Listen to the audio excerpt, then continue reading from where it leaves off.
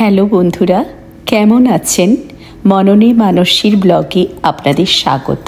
শীতকালের কিছু খাবার নিয়ে আপনাদের সামনে চলে এসেছি আমি মানসী।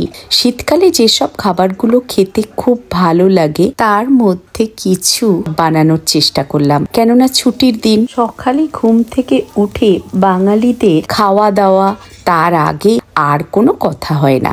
শীতের রোদে পেট দিয়ে বসে যদি ভালো মন্দ কিছু খাওয়া যায় তার মজাই আলাদা। আজকের সেই সব নিয়ে আপনাদের সামনে আমি হাজির হয়েছি মানসী। আমার বাগানের ব্যাকইয়ার্ডের পালং শাক কিছু তোলা হয়েছিল আজ। তার আগে বাড়িতে একদম ঘি শেষ প্রায়, তাই একটু ঘি বানিয়ে নিতে হবে। আর আজকের আপনাদের সঙ্গে শেয়ার করব আমি কিভাবে ঘি বানাই। এইরকম আনসল্টেড বাটারের 2টো প্যাক আমি নিয়ে চলে এসেছিলাম। 4টে 8টা স্টিক আছে। এইভাবে আমি সব ছাড়িয়ে এই প্যানের মধ্যে দিয়ে দিলাম। গ্যাসটাকে খুব সিমে দিয়ে ছেড়ে দিতে হবে। আস্তে আস্তে ফুটে উঠলে ওপর থেকে এই ফেনাগুলোকে ফেলে দিতে হবে। ফুটতে ফুটতে ফুটতে ফুটতে যখন একটু এই যে লালচে কালো কালার হবে তখন কিন্তু ঘিটা হয়ে যাবে। আর সেই সময় কি হবে জানেন? পুরো ঘরের মধ্যে একটা সুন্দর ঘিয়ের সুগন্ধ বেরোবে। এইভাবে ঘিটাকে ছেঁকে নিয়ে বটলে করে সংরক্ষণ করলেই এইরকম সুন্দর দানা বাঁধা ঘি তৈরি হবে। আর খেতে অপূর্ব স্বাদ, যেটা গাওয়া ঘিয়ের মতো। আমার আবার বাইরের আমুল ঘি ভালো লাগে না। যাই হোক বন্ধুরা, আপনাদের সঙ্গে ঘি বানানোর শেয়ার করলাম। শীতকালে বিট সবজিটা খুব ভালো পাওয়া যায়, কিন্তু অন্য সময়ও পাওয়া যায়, তবে শীতকালে বিটটা বেশি ভালো পাওয়া যায়। সেই বিটটাকে ক্র্যাশ করে নিলাম, তাতে সামান্য চালের গুঁড়ো দিয়ে দিলাম, দিয়ে একটু লঙ্কার কুচি, নুন আর কিছু নয় কিন্তু, দিয়ে হালকা করে বড়া করে নিলাম। খেতে খুব ভালো লাগবে। চলুন বন্ধুরা, এই বিট হালকা সেলো ফ্রাই করে তার সঙ্গে একটু গরম গরম চা, অবশ্য আজকাল দুধ চা খাওয়া হয় না, লিকার চার সঙ্গে এই বড়াটা জমে যাবে। আর শীতকালের মটরশুঁটি খুব বিখ্যাত।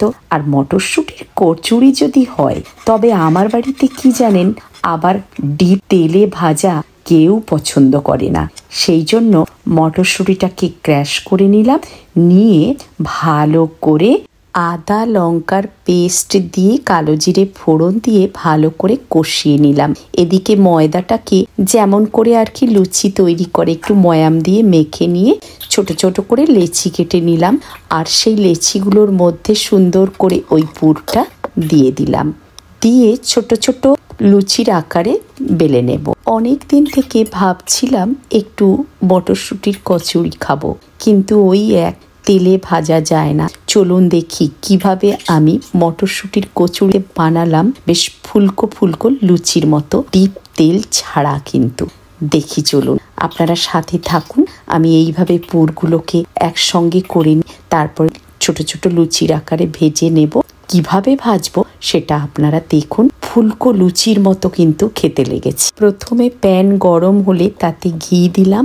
ঘি দেওয়ার পরে একটু কালো জিরে ফোড়ন দিয়ে আর একটু বেশ ভালো মতো হিং দিয়ে মটরশুঁটির পেস্টটাকে তুলে দিয়ে কাঁচা লঙ্কা আর আদা বাটা দিয়ে ভালো করে কষিয়ে নিলাম। এটা ভালো পুর হলো, কিন্তু সামান্য একটু নুন দিতে হবে। সেই পুরটা দিয়ে এই দেখুন কচুরি তৈরি হয়ে গেছে। কিরকম ফুলছে দেখছেন?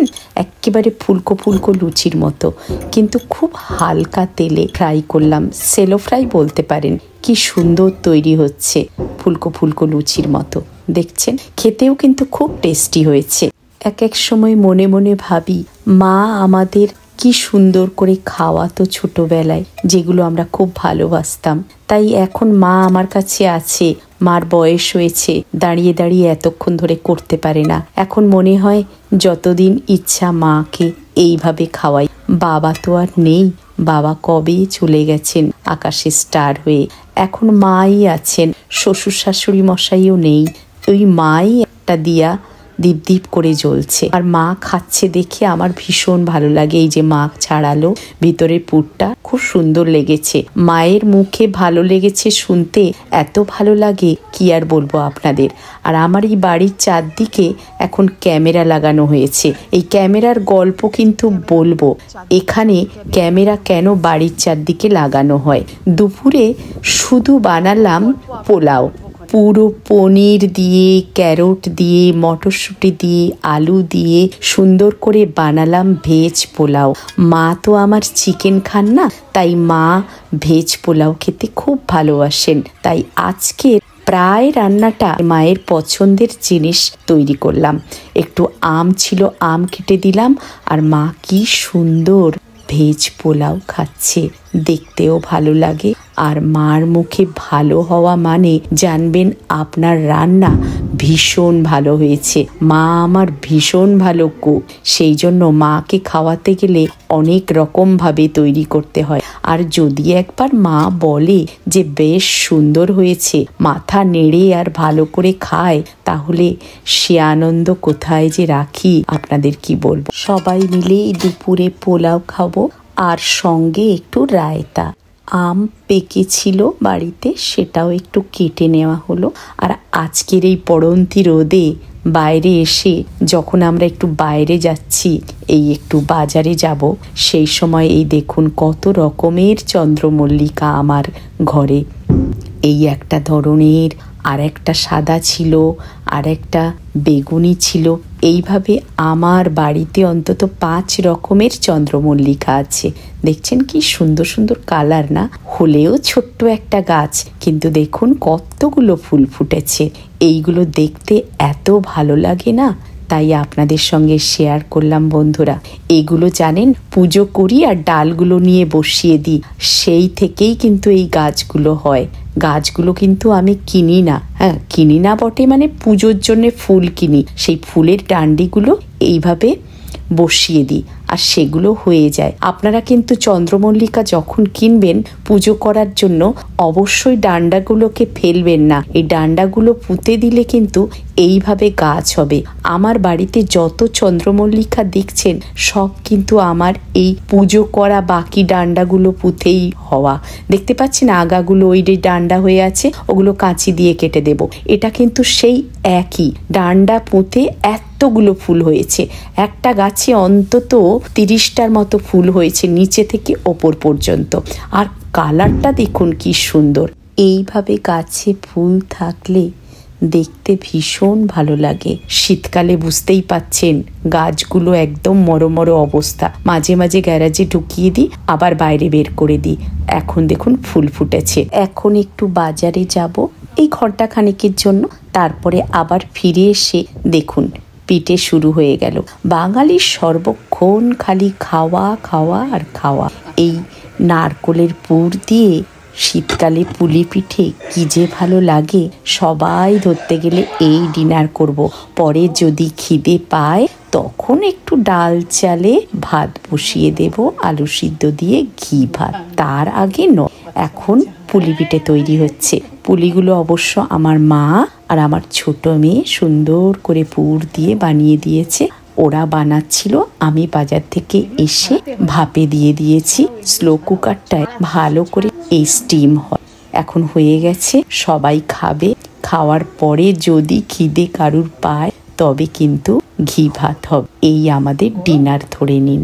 আজকের আবার প্রচণ্ড পরিমাণে বাজি ফুটবে, মানে ফায়ার ওয়ার্কস হবে।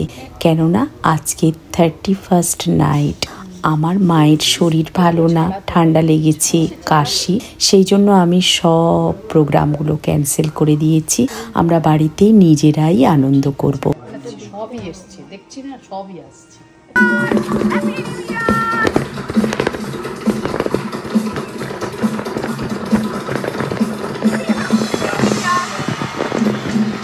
বন্ধুরা, আমরা 31st নাইট এইভাবে আমাদের ব্যাকইয়ার্ড থেকে বাইরের ফায়ার ওয়ার্কসগুলো দেখলাম আর সঙ্গে পিঠে খেলাম, আনন্দ করলাম এইভাবে।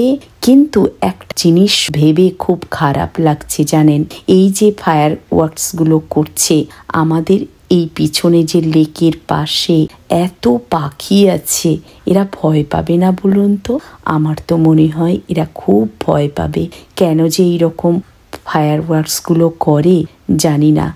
এর দুমদাম আওয়াজে ভীষণভাবে ভয় পাবে পাখি পশুগুলো। যাই হোক, আমরা আর কি করতে পারি এইটুকুনি ভাবনা ছাড়া। আপনাদের এই ভিডিওটা কেমন লাগলো অবশ্যই জানাবেন।